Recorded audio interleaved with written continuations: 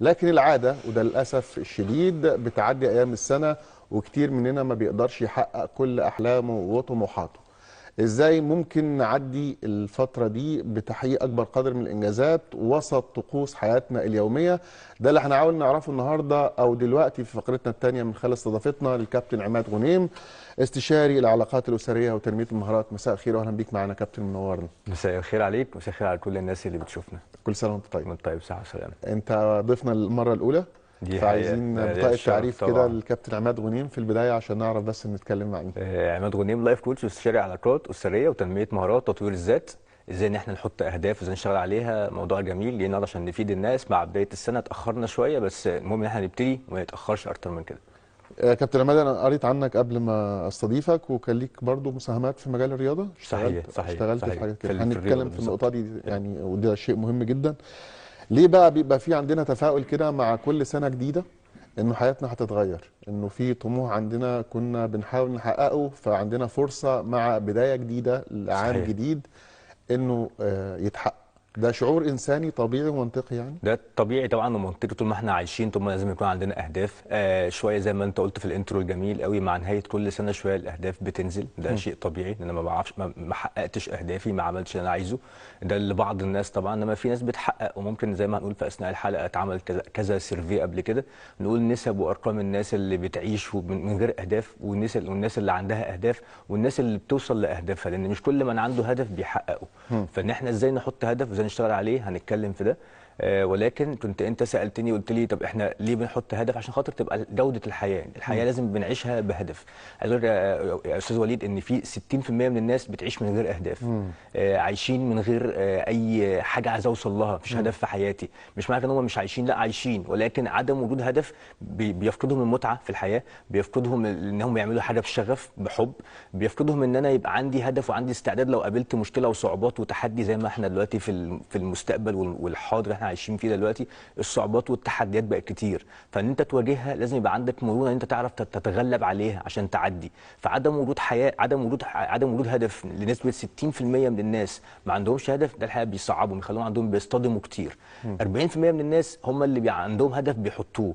هل ال 40% كلهم بيحققوا هدفهم؟ برضو مش كله طبعا، ولكن 10% بس من ال 40% هم اللي بيحققوا اهدافهم. لقينا ان المشترك في ال 10% دول هم اللي بيعملوا العمل بتاعهم اللي بيوصلهم لهدفهم بشغف او بحب. فاذا ان انا اشتغل بحب وشغف هو ده بقى شيء مهم وضروري قوي عشان اعرف اوصل لهدفي. جميل. في مقالاتك اللي بتكتبها بتقول انت لست نتاج ظروفك انما نتاج قراراتك. طب عايزين كده يعني ما ناخدش الامور كده على اعناتها على مجملها، لازم نعترف انه في ظروف وظروف ضغطه. صحيح. في كمان تحديات بتخلي الواحد مش عارف يعديها الحقيقه، وده غصب عنه وخارج عن ارادته. صحيح. تفك لنا الاشتباك ده ازاي؟ بس طالما احنا قرينا ودخلت انت وقريت، دي حاجه كويسه وجميله، بس انا المقصود بيها هنا ان انت نتاج القرارات اللي انت بتحددها مش الظروف. يعني انا كتير الظروف بتضعك في وضع معين، بيكون بتصعب موقفك، ولكن انت فين من هنا؟ انت لازم انت اللي تتصرف وانت اللي تطلع من الموقف الصعب اللي اتحطيت فيه. انت اللي هتطلع نفسك بنفسك، انت اللي هتدي نفسك الموتيفيشن والدوافع وتتكلم مع نفسك وتطلع منها. فاذا محدش هياخد بايديك غير لو انت اللي عايز. ممكن يكون في عوامل مساعده كلايف كوتشز، كحد بتتكلم معاه، اهل ثقه، حد جدير بان انت تتكلم معاه وتاخد رايه، ولكن مين اللي هياخد الاكشن؟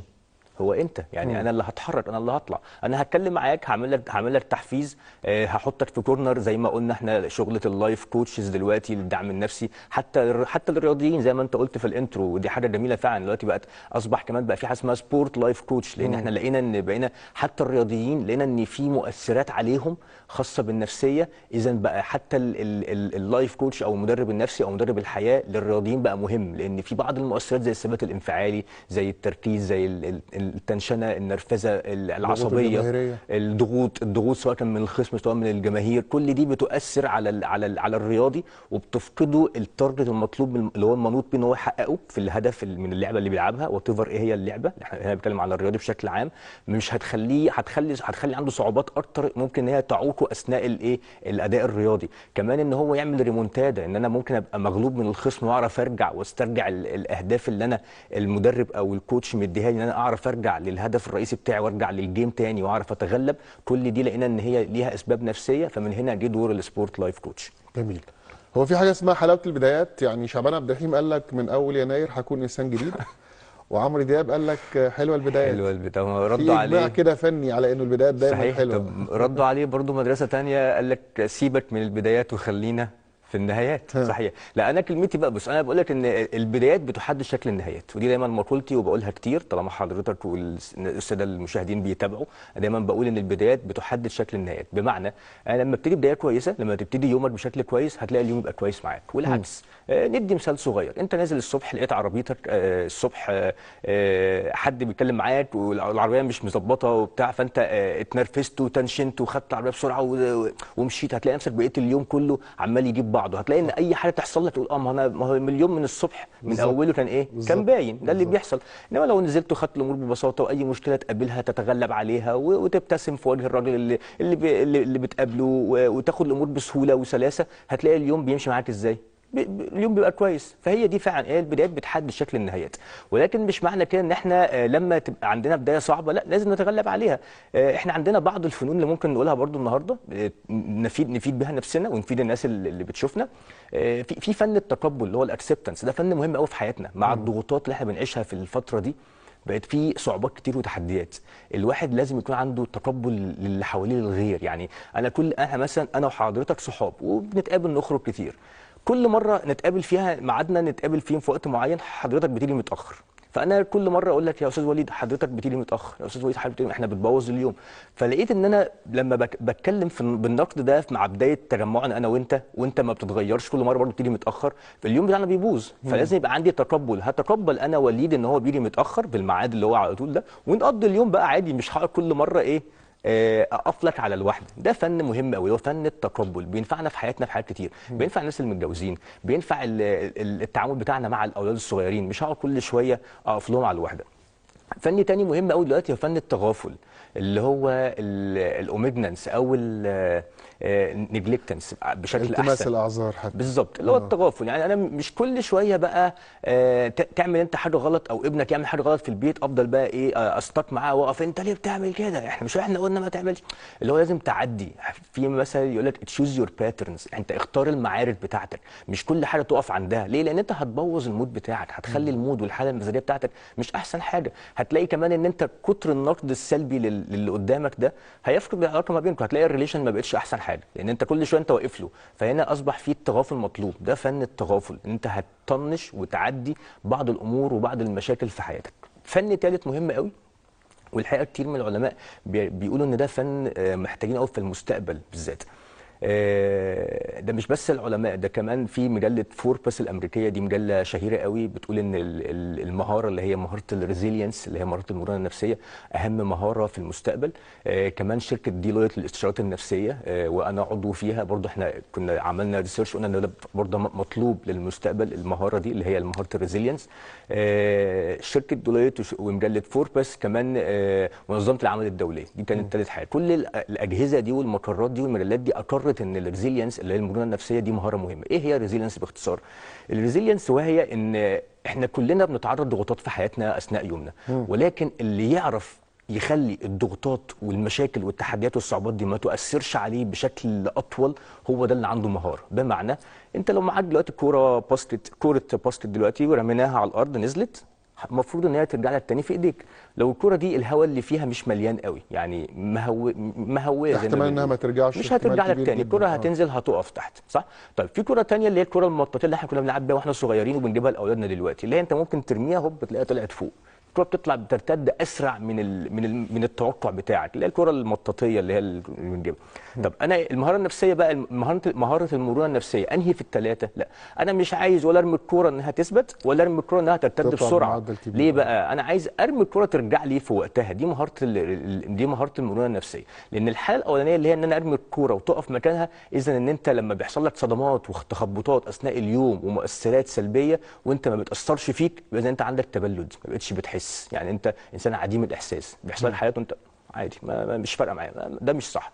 اللي بيرتد بسرعه اللي هو بيحصل لك مواقف سلبيه وانت ما بتاثرش فيك، يعني انت اصلا ما بتحسش باي حاجه. فاحنا لا عايزين ابقى عديم الاحساس ولا ابقى معتاد الصدمات بشكل عادي، ان انا برجع بشكل سريع. احنا عايزين الانسان اللي هو المعتدل، اللي هي بتاثر طبعا بكل المؤثرات الخارجيه، سواء كان حزن بس ما اخليش الحزن يتملكني، اغضب واشوف مشاعر غضب ولكن ما اخليش الغضب يؤثر عليا بشكل كبير. كل المؤثرات اتعرض ليها ولكن ارجع هو ده الشخص اللي عنده مرونه نفسيه. جميل. خلينا نربط كلامنا كده بشكل اكتر واقعيه يا دكتور، بما اننا بنتكلم في الفتره الزمنيه بتاعه الشتاء. هو مبدئيا في حاجه اسمها اكتئاب تغيير الفصول، دي طبعا حقيقه علميه. دي حقيقه طبعا. ده بيبان اكتر في الشتاء ولا بيبان في فصل تاني؟ كنت لسه كذا حد كان طالبنا منه، كانت فعلا عملنا فيها كذا لايف يعني، واتكلمنا في السيزونال اللي هو سيزونال اسوشيتد ديبريشن، ده اللي هو اختصار كلمه ساد، اللي هو الاكتئاب. ده نوع معين من الاكتئاب، وهو الاكتئاب الموسمي، وهو بيصادف حدوثه في الشتاء اكتر وفي الخريف، ولكن 70% من الناس بيتاثروا بيه في الشتاء. وكتير احنا بنشوفها، وانا واحد من الناس وحضرتك وكل المشاهدين اكيد بيعدي علينا ان احنا تلاقي ان مع بدايه الشتاء بيتعرض لحاله من الاكتئاب، نفسك ما بتنزلش، ما بتتحركش، واخد عزله شويه، ما بتنزلش، مش عارف تتعامل مع الناس، بيبقى في حاله تنشنه مع البيت، مع الاسره، مع الاولاد، مع الزوجه. احيانا بيفقدك بعض العلاقات المهمه، تلاقي نفسك انت بتتعامل بغشوميه في بعض العلاقات، ما انا مش احسن حاجه، المود والحاله المزاجيه والحاله النفسيه بتاعتي، خسائرك البشريه بتبقى كتير، بيبقى في خسائر بشريه وخسائر نفسيه في العلاقات اكتر كمان. نتغلب عليها ازاي؟ شويه حاجات كده. احنا لما لقيناها ان هي السبب اساسا، السبب الاكتئاب، لقينا ان هو مرتبط بالحاله المزاجيه والمخ والسائل اللي جوه المخ، فهو مرتبط بوقت تعرضك للاضاءه بشكل عام او للشمس بشكل خاص. فلازم نتعرض في الشتاء الجميل اللي احنا فيه ده للشمس الصبح. انزل الصبح بدري في وجود الضوء، تعرض ليها، لان هي كمان مهمه ان هي بتزيل الاكتئاب عن طريق ان الهرمون بتاع السعاده اللي هو السيروتونين بيتم افرازه. كمان بتغذيك بحاجه ثانيه بقى بره الموضوع، بفيتامين دي. احنا دلوقتي كتير مننا عنده نقص في الفيتامين ده. دي حقيقه فعلا. بالظبط. الشمس مهمه قوي في الموضوع ده كله. بتزود هرمون السعاده، السيروتونين بيتم افرازه اول ما تعرض للشمس. الشمس قد كده مهمه للحاله النفسيه للانسان؟ طبعا. لك ان تتخيل انت الصبح في الجو البروده ده ومش قادر انزل، وبقوم الصبح بصعوبه، وبتنزل بتروح شغلك وتقعد في مكان مقفول وما بتتعرضش للاضاءه. لا، انزل سيب شغلك 5 دقائق كده، اقف في الشمس، شوف مدى شوف مدى الانبساط ومدى التغيير في الحاله المزاجيه بتاعتك والمود بتاعك لما تقف في الشمس. شوف انت هتبقى عامل ازاي بعدها، شوف وجه المقارنه. فطبعا كابتن عماد، لو سألتك عن مجالات التغذية، ده ليه علاقة برضو بتخصصك؟ الناس في الشتاء بتحب تاكل كتير ودايما عندها اقبال وشراهه على الاكل. صحيح. انا بعيد شويه عن عمليات تغذيه، ولكن طبعا بحكم ان احنا رياضيين وفاهمين كمان. انت عارف حاجه، احنا مرينا بفتره كبيره قوي اثناء كورونا، فكان في بروتوكولات للتعامل مع كورونا. كان في الاكل بشكل صحي، ده كان احد المحاور لرفع المناعه، لزياده المناعه وزياده الاجسام المضاده في الجسم. يعني ايه الاكل بشكل صحي؟ هو ان انا مش باكل وخلاص، احنا بناكل بشكل صحي عشان يبقى فيه هيلثي لايف ستايل. في الشتاء زي ما انت قلت، في ناس مع الاكتئاب الشتوي اللي كنا اتكلمنا عليه من شويه، اعراضه ان انا باكل كتير. ده نسبه 80% من الناس اللي بيتعرضوا للاكتئاب الشتوي بياكلوا زياده في الشتاء. 20% الاكتئاب بيأثر عليهم بشكل مختلف، ان هم ما بياكلوش، ولكن هو ده اعراض الاكتئاب عنده. يعني في ناس عندها اعراض الاكتئاب ان انا تلاقيني باكل بشراهه، ده 80% من الناس. 20% بس اعراض الاكتئاب عندهم انا ماليش نفس، مش باكل، ده الاكتئاب.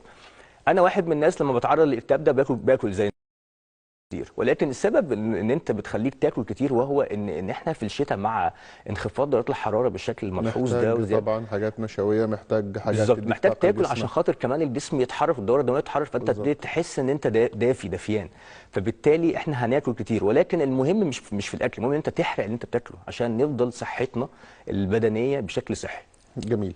طيب، مين مننا ما عندوش عادات خاطئه، عارف اكتر من غيره انه عنده حاجات لازم يغيرها، وطول الوقت بيبقى فيه صراع جواه انه عايز يغير العادات دي، وتفهمش وهو مش عارف ولا مش عايز ولا مش قادر؟ ازاي يبقى عندي خطوات او ستيبس ان انا اغير بيها عاداتي اللي شايف انها غلط واللي حواليا شايفين انها غلط كمان يا كابتن عماد؟ بص، رقم واحد، لازم طالما انا عارف ان انا عندي اخطاء وعندي عادات سلبيه، دي نفسها 50% من حل المشكله. لان احنا كتير قوي يقول لك انا ما عنديش مشكله، ده طول ما انت ما حطيتش ايديك على المشكله فانت مش هتوصل لحل. انما ان انت تحط ايديك على المشاكل والصعوبات والتحديات ونقط الضعف عندك، فانت كده هتوصل لحل بنسبه 50%. لازم رقم واحد تستعوض الحاجات السلبيه اللي انت قلت عليها وشاورت عليها وعرفتها بحاجات ايجابيه. يبقى اذا ايجاد البديل ده مهم قوي. ليه؟ لان انا الوقت اللي انت هيكون عندك وقت فاضي او وقت فراغ، فانت هتروح للحاجات السلبيه اللي انت بتعملها. طول ما انت هتشغل وقتك بالعكس بحاجات ايجابيه، فانت مش هتروح للحاجات السلبيه. دي اهم حاجه. رقم 2، لما نحط هدف في حياتنا ونشتغل عليه ونحاول نحققه، هنسال نفسنا 3 اسئله. اول سؤال، انا ليه عايز اتغير؟ ليه عايز اتغير؟ ده بيطلع لك رقم 1 الموتيفيشن او الدوافع او الحافز عندك اللي هيخليك تتغير، اللي هو ليه عايز اتغير. رقم 2، ازاي عايز اتغير؟ ازاي عايز اتغير دي مهمه قوي، لانها هتخلي لك ان انت هتحط بلان او استراتيجي عشان خاطر توصل للهدف بتاعك، ان انا ازاي عايز اتغير. فانت هيبقى في خطه. ولكن هنا انا بنصح حضرتك وبنصح كل الناس اللي بتشوفنا ان مع الظروف اللي احنا فيها وبنعيشها دلوقتي، لازم بقى وجود الخطه البديله او بلان بي بقت حاجه اساسيه وضروريه قوي دلوقتي. يعني انت لو مشيت في ان انت تحقق هدفك بخطه واحده، وحصل انها في يوم من الايام لقيتها ان هي ستك او حصل لك مشكله او وقفت، فانت هتقف. لا، فاذا وجود الخطه البديله هنا ان انا بمشي في خطين من الاول او 3، عشان لو حاجه فيهم وقفت ففي الطريق البديل اللي بمشي فيه. يبقى اذا ده اللي هي ازاي هتغير، اللي هي استراتيجي او الخطه في وجود الخطط البديله.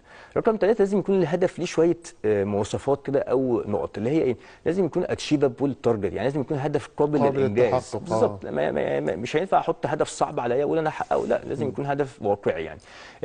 الهدف كمان لازم يكون ريلايبل، لازم يكون هدف واقعي اعرف اشتغل عليه، وهدف حقيقي اعرف اوصل له واعرف اشتغل عليه. زي ما هقول كمان شويه، احنا بنقسم الهدف ده لمجموعه اهداف صغيره بتساعدني لتحقيق الهدف الاكبر.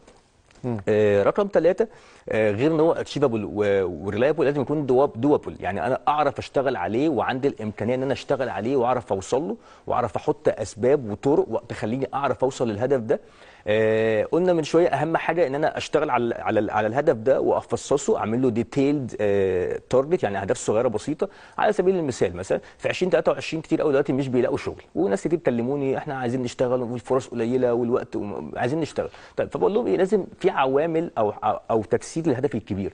علاقتك ازاي مع ربنا ده رقم 1، ده لازم نحسنها. رقم 2، علاقتي باسرتي لازم تحسن. علاقتي الصحيه او اللي هو دي مهمه قوي. علاقتي البدنيه دي مهمه جدا. علاقتي مع الاخرين مهمه قوي. طب انت هتقول لي طب الاهداف دي كلها هتخدمك في ان انت توصل لشغلك؟ اقول لك طبعا. ما انت لما يكون الريليشن بتاعتك مع اللي حواليك كويسه، ممكن حد هو اللي يساعدك ويوصلك لشغلك. لما يكون علاقتك بربنا كويسه هتلاقي الابواب بتتفتح. فهي اذا قصدي ان هي كلها اهداف صغيره بتساعدك في الاخر انت توصل للهدف الرئيسي الكبير.